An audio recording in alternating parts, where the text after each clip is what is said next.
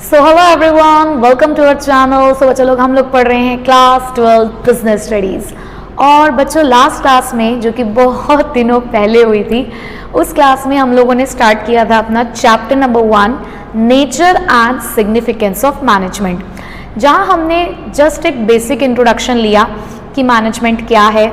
Management के अंदर हम लोगों ने दो कॉन्सेप्ट समझे कि पहली बात तो मैनेजमेंट एक प्रोसेस होती है, फिर दो बातें और पढ़ी उसके साथ कि मैनेजमेंट की इस प्रोसेस को इफेक्टिवली और एफिशिएंटली हमें फॉलो करना होता है। तो सबसे पहले तो मेरे सारे के सारे प्यारे बच्चे मुझे ये याद दिलाएंगे कि लास्ट क्लास में हमने मैनेजमेंट की क्या डेफिनेशन पढ़ी, हम इफेक्टिवनेस से क्या समझते हैं और हम एफिशिएंसी से क्या समझते हैं। तो पहले मुझे 2 मिनट वीडियो को रोककर ये बताएंगे कि लास्ट क्लास में तीनों कॉन्सेप्ट्स क्या थे और उसके बाद आज के कॉन्सेप्ट्स को पढ़ना शुरू करेंगे।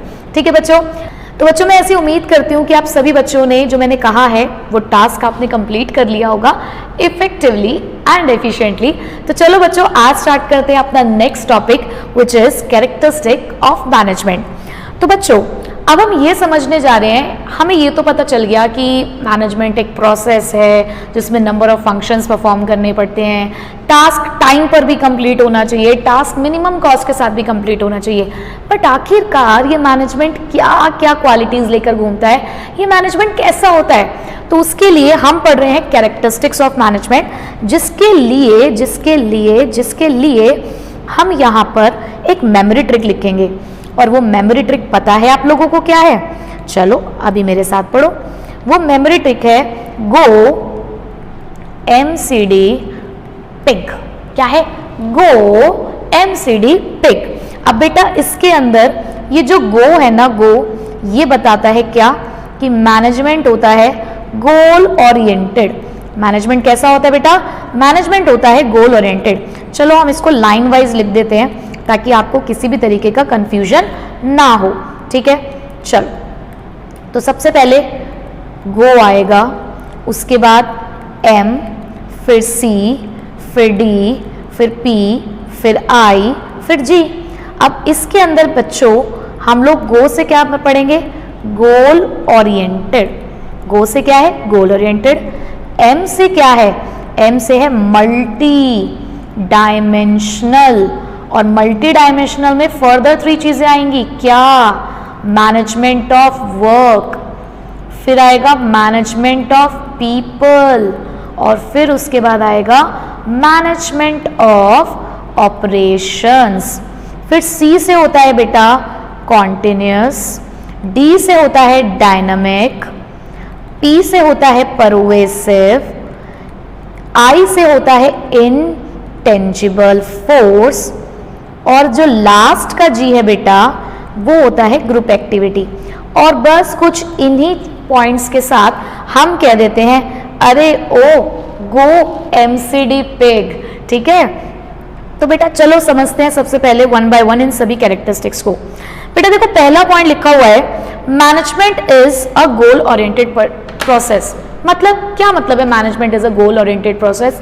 देखो मान लो कि कल को 12th के बाद तुम्हारी इच्छा हुई कि तुम एक बहुत बड़े बिजनेसमैन बनना चाहते हो। क्या बनना चाहते हो? बहुत बड़े बिजनेसमैन बनना चाहते हो। और तुमने यहाँ पर क्या किया? एक जगह लेकर रख दी।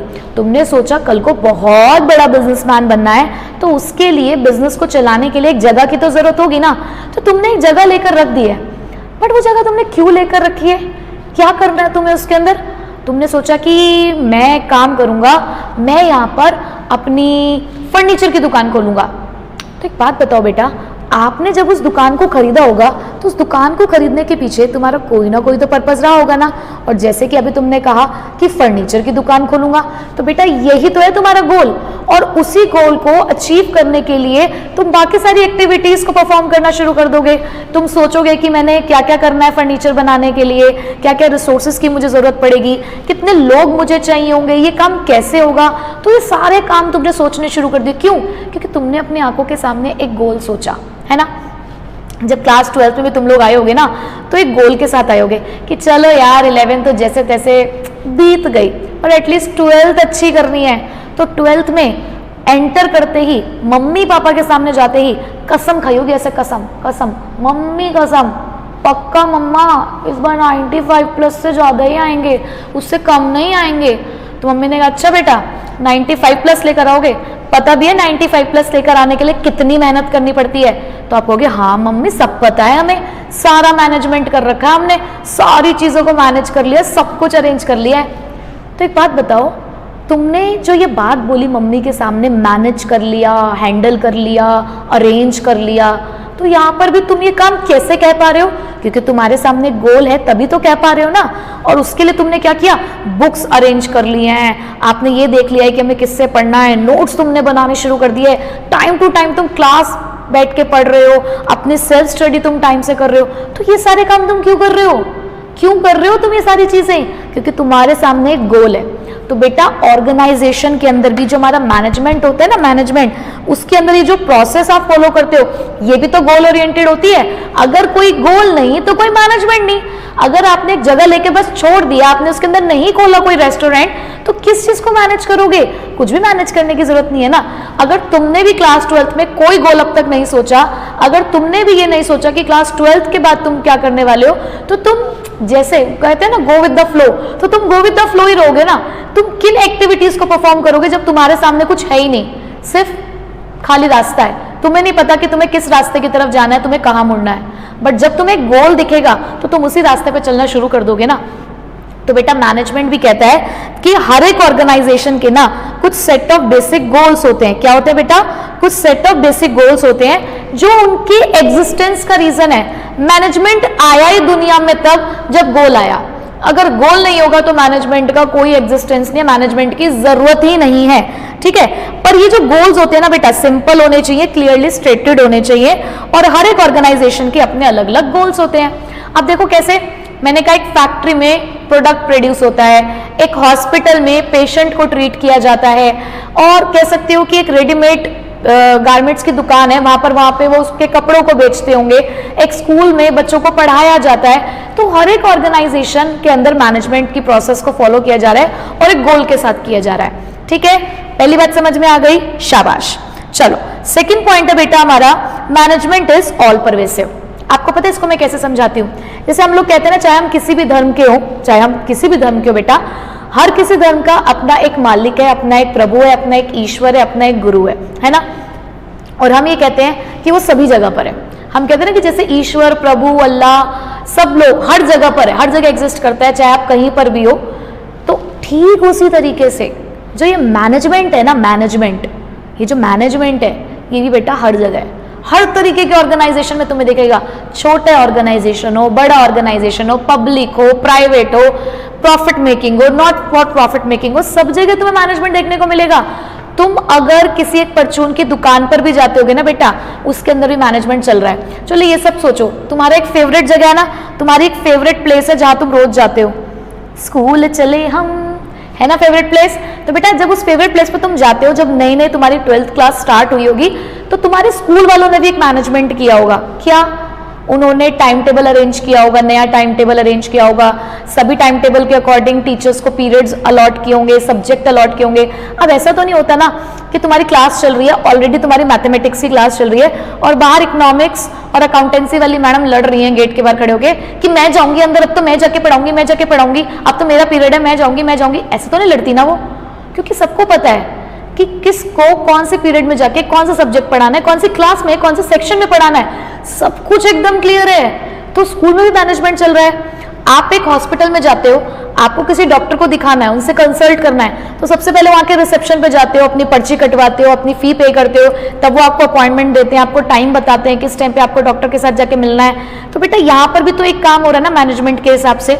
ठीक है, आप और बताओ और कहाँ जाओगे? आप अपने गली मोहल्ले की किसी रिटेल स्टोर पर जाते हो, वहां पर भी जैसे हमारे वो होते हैं ना स्मार्ट बाजार में, चलो आप चले गए ग्रोसरी का सामान खरीदने के लिए, अपने घर का सामान खरीदने के लिए, आपको पता है वो एक सेल्फ सर्विस आउटलेट है, तो आपने अपनी बास्केट उठाई, आप उसके अंदर अपना सारा सामान रखते हो, फिर बिलिंग काउंटर पे जाते हो, फिर वहां पे आपका बिल होता है, फिर आपके सामान को पैक किया जाता है और फिर आपको कहा जाता है टाटा बाय बाय, चलो ठीक है ओके। तो बेटा चाहे ऑर्गेनाइजेशन किसी भी तरीके का है, हर ऑर्गेनाइजेशन में मैनेजमेंट की प्रोसेस को फॉलो किया जा रहा है। हाँ, जैसे उस ईश्वर को याद करने का तरीका हम सबका अलग है, बट कर्म काम वही रहे हैं कि अपने उस ईश्वर को याद कर रहे हैं, ठीक उसी तरीके से मैनेजमेंट हर जगह पर है, हर ऑर्गेनाइजेशन में इसको फॉलो किया जा रहा है, बट उसको परफॉर्म करने का हमारा तरीका अलग हो सकता है। जैसे कि देखो यहाँ लिखा हुआ है, the activities involve in managing an enterprise are common to all organisation. जितनी भी एक्टिविटीज परफॉर्म की जाती है ऑर्गेनाइजेशन के अंदर वो सब में कॉमन है, सब एक ही तरीके से मैनेजमेंट को कर रहे हैं, चाहे आपकी ऑर्गेनाइजेशन इकोनॉमिक है, सोशल है, पॉलिटिकल है। वो कहते हैं कि जैसे आपको एक हॉस्पिटल को संभालना पड़ता है ना, वैसे पेट्रोल पंप को भी मैनेज करना पड़ता है, बट कैसे कर रहे हैं उस काम को वो एक डिफरेंट चीज है। तो उन्होंने बहुत ही सुंदर बात बोली that what managers do in India, the USA, the Germany, Japan, how they do it may be quite different. भाई एक हमारा मैनेजर बैठा है इंडिया के अंदर, और इंडिया के अंदर जुगाड़ू लोग बहुत है तो जुगाड़ से काम कर रहा है पर मैनेजमेंट चला रहा है। एक हमारा मैनेजर यूएसए का है, ज्यादा पढ़ा लिखा है तो सिस्टमैटिकली सारे काम कर रहा है, ठीक है। एक हमारा जापान का मैनेजर है, खींचो पाचा खाचा करके अपना बिजनेस चला रहा है। तो भाई बिजनेस तो सभी लोग चला रहे हैं ना, तरीका अलग अलग है, हर किसी का अपने काम को मैनेज करने का तरीका अलग है, बट काम सब लोग वही कर रहे हैं, ठीक है। अच्छा अब आया बेटा तीसरा, मैनेजमेंट इज मल्टी डायमेंशनल। जैसे लोगों के बहुत सारे चेहरे होते हैं ना, लोगों के बहुत सारे चेहरे होते हैं जो धीरे धीरे करके बाहर निकल कर आते हैं, ठीक उसी तरीके से हमारा मैनेजमेंट तो पहले से 3 चेहरे लेकर बैठा हुआ है। ये कहता है भाई मैं तो कंप्लीट इन 3 चेहरों के साथ होता हूँ, मैं तो एक हाथ से काम नहीं चला सकता, मुझे तो 3 चीजें चाहिए। जैसे बचपन में मैथ्स में, अब तुम कहोगे मैडम बार बार मैथ्स मैथ्स बोलकर दुखती रथ पे हाथ रखती हो, हम वैसे ही मैथ्स को भूलना चाहते हो और आप बार बार याद दिलाती हो। अब क्या करूँ भाई, भाई क्या करूँ, मैं नहीं चाहती ना अगर तुम्हारे पास मैथ्स है तो तुम मैथ्स को भूल जाओ, भाई पढ़ना तो उसको भी है। मैथ्स में याद है ये पढ़ाई करी थी, कहोगे मैडम बिजनेस में भी ग्राफ बनवा रही हो, बताओ इसको क्या बोलते हैं, इसको बोलते हैं 2D, है ना, क्योंकि इसके अंदर 2 डायमेंशंस हैं, 2 फेज जा रहे हैं इसके। और थोड़े से जब आप बड़े हुए तो आपने यहाँ पर Z भी देखा और इसे हमने बोल दिया 3D, है ना। तो बेटा हमारा तो मैनेजमेंट मल्टी डायमेंशनल है, लेकिन ये मल्टी डायमेंशनल 3 पार्ट्स में है, कॉम्प्लेक्स एक्टिविटी है, लेकिन इसके भी 3 चेहरे हैं और तीनों चेहरे एक साथ आते हैं तभी काम बनता है। तो बेटा ये 3 चेहरों में से पहले चेहरे का नाम है मैनेजमेंट ऑफ वर्क। अब मैनेजमेंट ऑफ वर्क का मतलब क्या होता है, मैनेजमेंट ऑफ वर्क मतलब, अब तुम एक बात बताओ, तुमने फैक्ट्री लगाई, तुमने जगह ली, किस लिए ली, निकम्मे नालायकों की तरह खाली बैठने के लिए ली, कुछ काम करने के लिए ली होगी ना। अगर तुम कुछ भी चीज को मैनेजमेंट कर रहे हो तो मैनेजमेंट के पीछे कहीं ना कोई वर्क है ना। अभी तो पढ़ाया मैंने तुम्हें नालायको, management is goal oriented process, कि मैनेजमेंट होती गोल की वजह से है, और गोल का मतलब क्या होता है, काम। बेटा जब आप अपने काम को अपना गोल बना लोगे ना तो जिंदगी में कभी तुम्हें कोई दिक्कत नहीं आएगी। तो मैनेजमेंट देखो तुम्हें जिंदगी की सीख दे रहा है और ये बात समझा रहा है कि देखो भाई जितने भी ऑर्गेनाइजेशन यहाँ पे एग्जिस्ट करते हैं ना कुछ काम करने के लिए है। ऐसे ही नहीं हमने कोई भी ऑर्गेनाइजेशन सेटअप कर दिया यहाँ पर, कहीं ना कहीं हर एक ऑर्गेनाइजेशन किसी ना किसी काम के लिए है, ठीक है।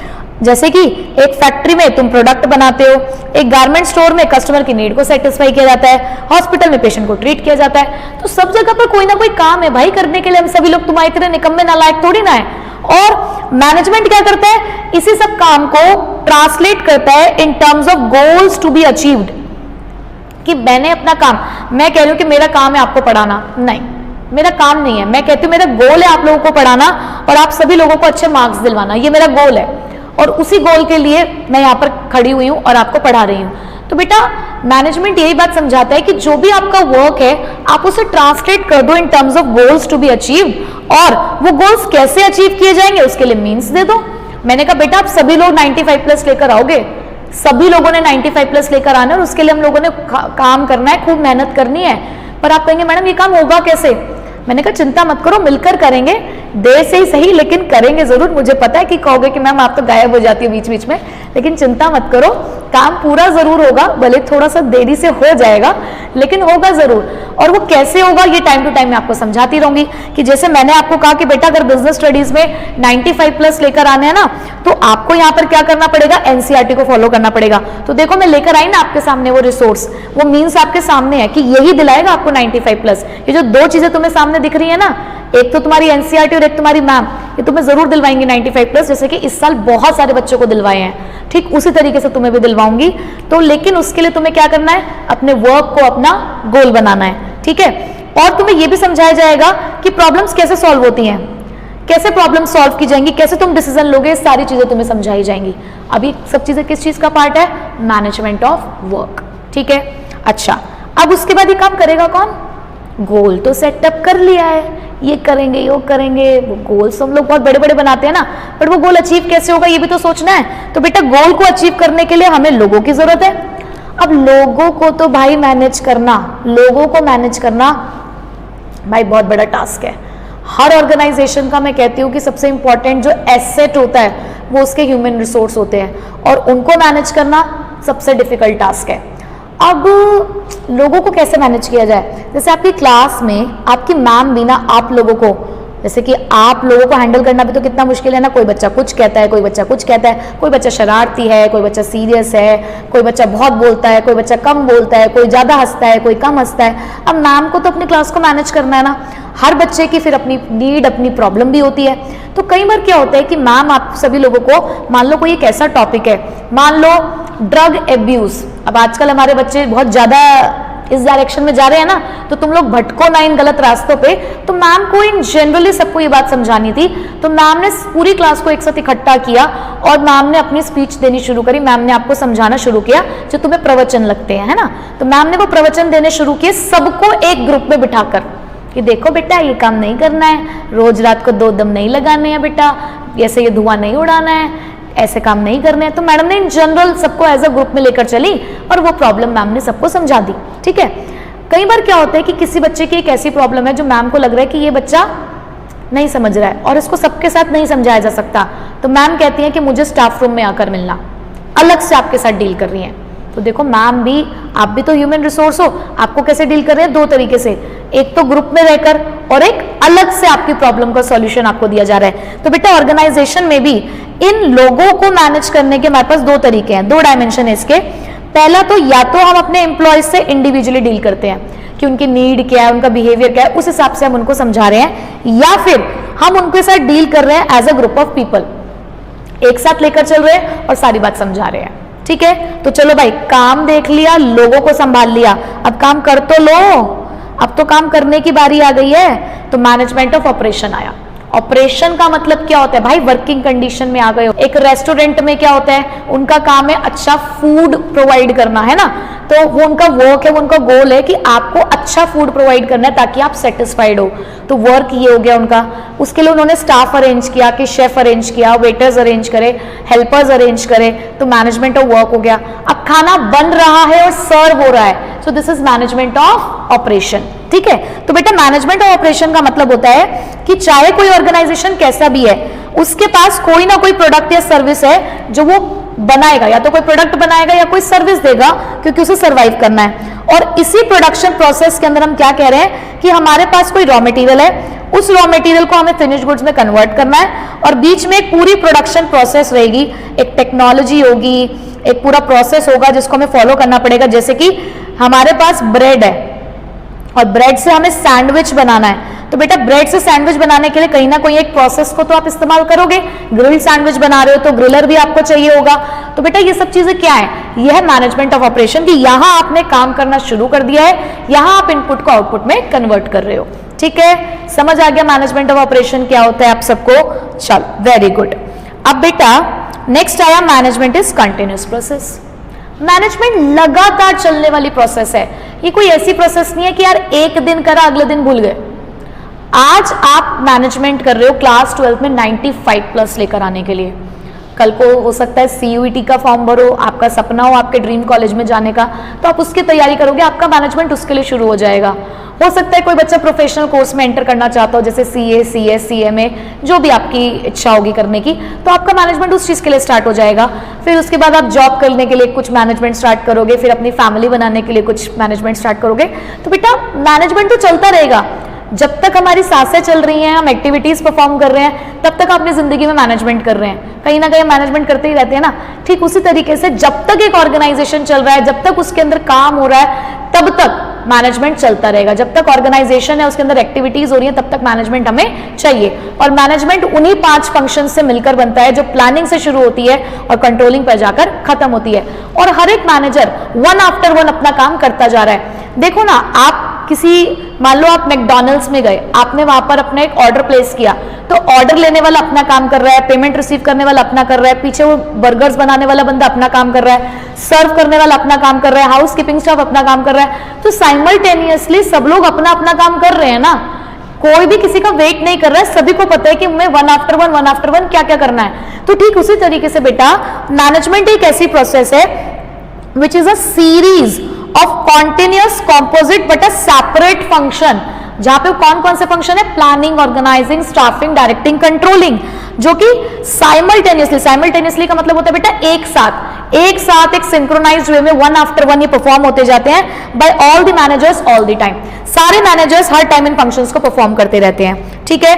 अच्छा, उसके बाद बेटा मैनेजमेंट एक तरीके की ग्रुप एक्टिविटी है। ग्रुप एक्टिविटी का मतलब बेटा ऐसा होता है कि क्या आपका स्कूल कोई एक ही बंदा चला रहा है, क्या आपके प्रिंसिपल ही हैं जो थोड़ी देर के लिए एक सिक्योरिटी गार्ड बनते हैं, फिर रिसेप्शन पे फीस कलेक्ट करते हैं, फिर क्लासरूम में जाकर आपको पढ़ाते भी हैं और स्कूल की साफ सफाई भी करते हैं? नहीं ना, उस स्कूल को चलाने के लिए उन्होंने अलग अलग डिपार्टमेंट का अलग अलग स्टाफ रखा हुआ है, सब लोग मिलकर काम करते हैं टीम में, together everyone can achieve more, तो मिलकर सारे काम होते हैं। तो बेटा मैनेजमेंट ना एक ग्रुप एक्टिविटी है जिसमें हर एक मेंबर अलग अलग पर्पस के लिए आया है, पर्पस सबका अलग हो सकता है, लेकिन सभी लोग कॉमन डायरेक्शन, एक गोल की तरफ काम कर रहे हैं। और ये काम पता है कैसे कर रहे हैं? टीम वर्क के साथ, कोऑर्डिनेशन के साथ, क्योंकि जब मिलकर सब काम नहीं करेंगे ना तो काम पूरा नहीं हो पाएगा, ठीक, ओके।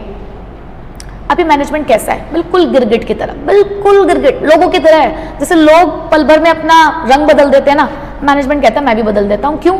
नहीं बदलूंगा तो मैं सर्वाइव नहीं कर पाऊंगा मार्केट में, नहीं बदलूंगा तो मैं तो भीड़ में पीछे रह जाऊंगा।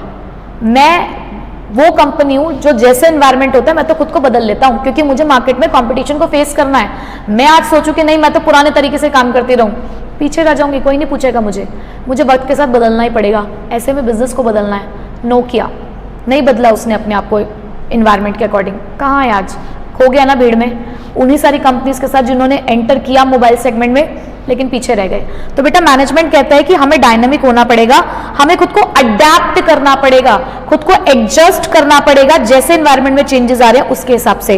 और सक्सेसफुल होने के लिए बहुत ही गांठ बांध लो इस बात को कि अगर लाइफ में भी अगर आपको सक्सेसफुल होना है ना तो जैसा माहौल है खुद को बदल लो पॉजिटिवली, नॉट नेगेटिवली कि लोग सब गलत चीजों की तरफ जा रहे हैं तो तुम भी चले जाओ, नहीं, पॉजिटिवली नई चीजें आ रही हैं, सीखो उन्हें, टेक्नोलॉजी को अडॉप्ट करो ताकि आप भी अपनी लाइफ में आगे बढ़ पाओ, ठीक है। उसके बाद आखिरी पॉइंट है बेटा, मैनेजमेंट इज इंटेंजिबल फोर्स। ये मैनेजमेंट कैसा होता है? इंटेंजिबल होता है।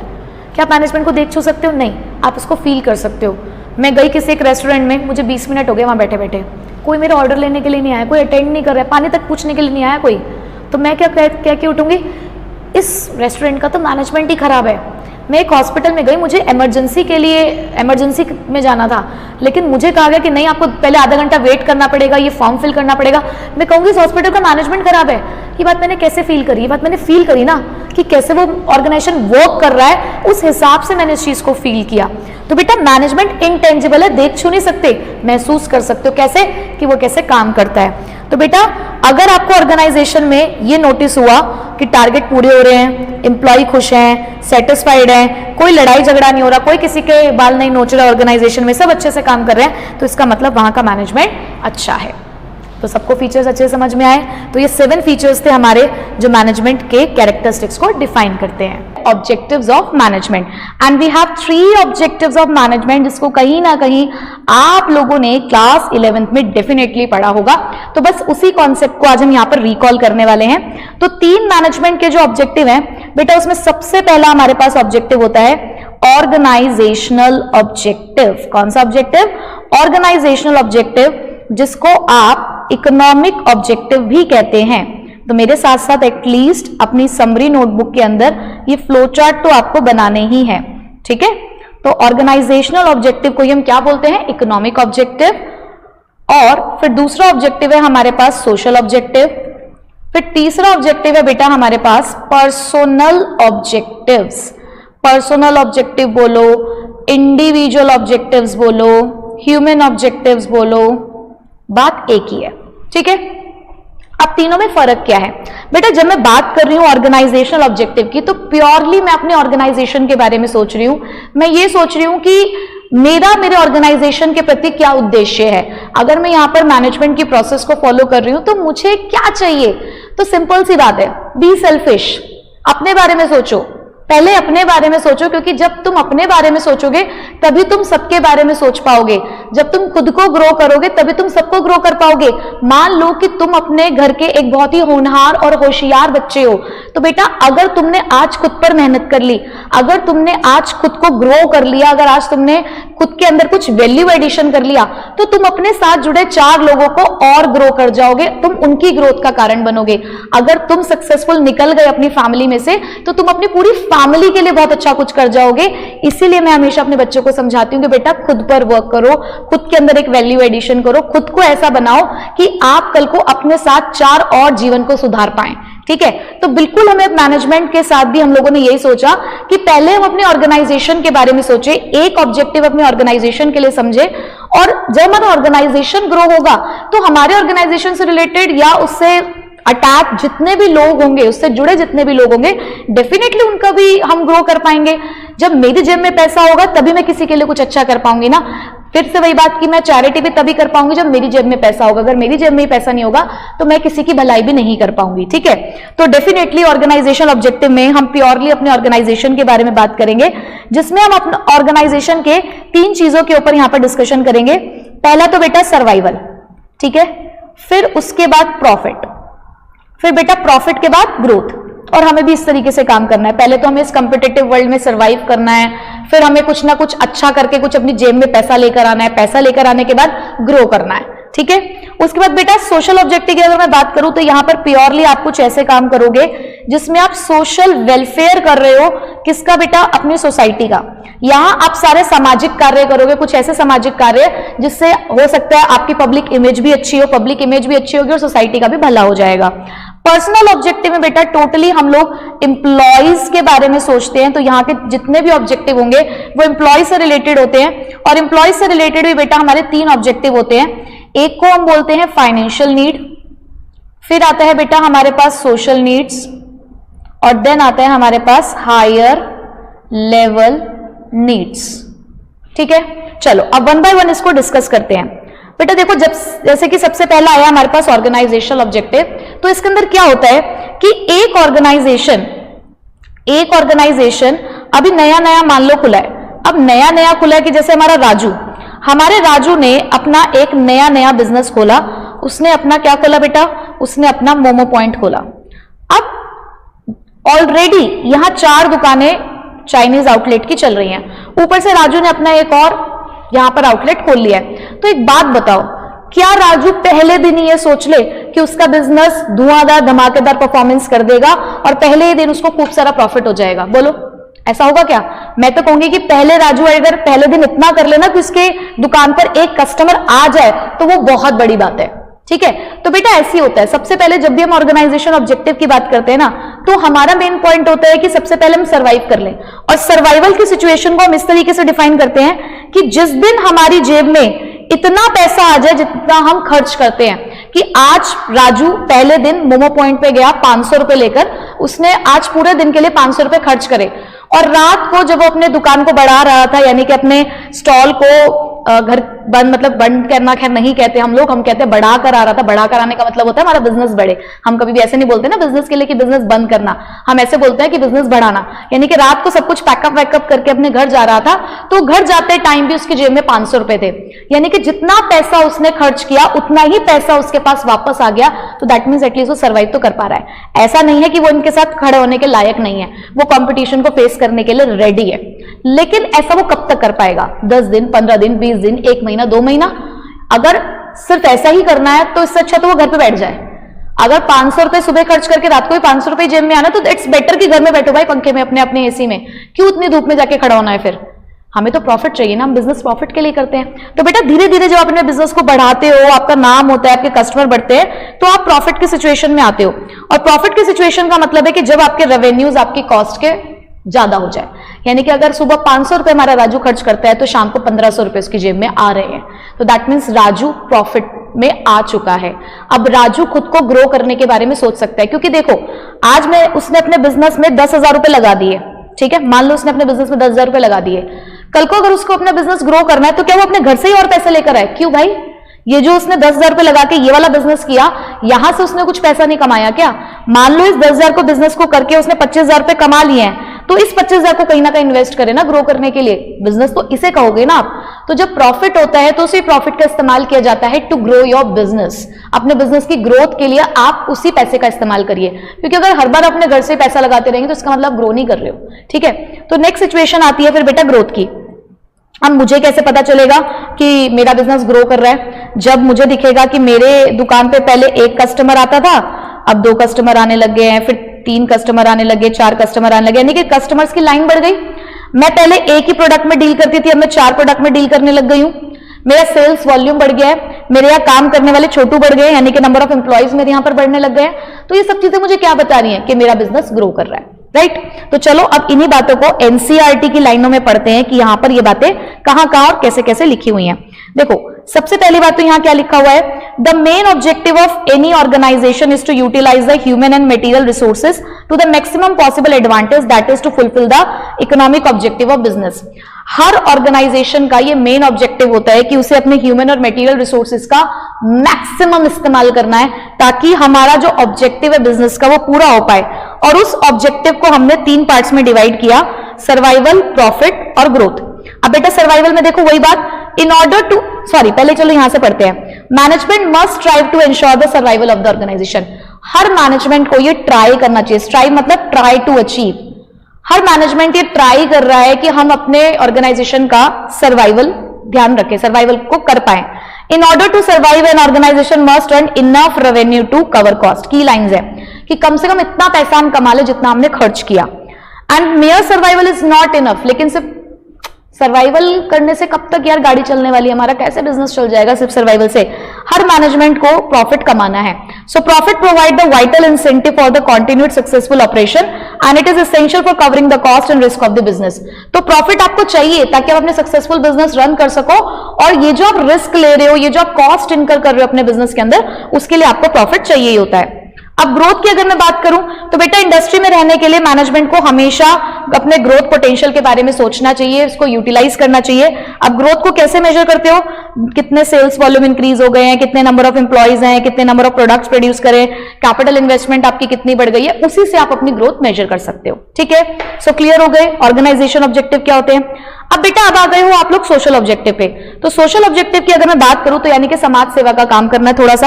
अब थोड़ा सा समाज के लिए भी सोच लो। समाज के लिए कैसा सोचोगे? अब समाज के लिए आप इस तरीके से सोचोगे कि मान लो एक ऐसी दुकान जो क्या बेच रही है, कुछ खाने पीने का ही हम ले लेते हैं। एक बर्गर मिल रहा है मुझे किसी एक आउटलेट पे 80 रुपए का, ठीक है। वही बर्गर मुझे एक पड़ोस के ठेले पे मिल रहा है 30 रुपए का।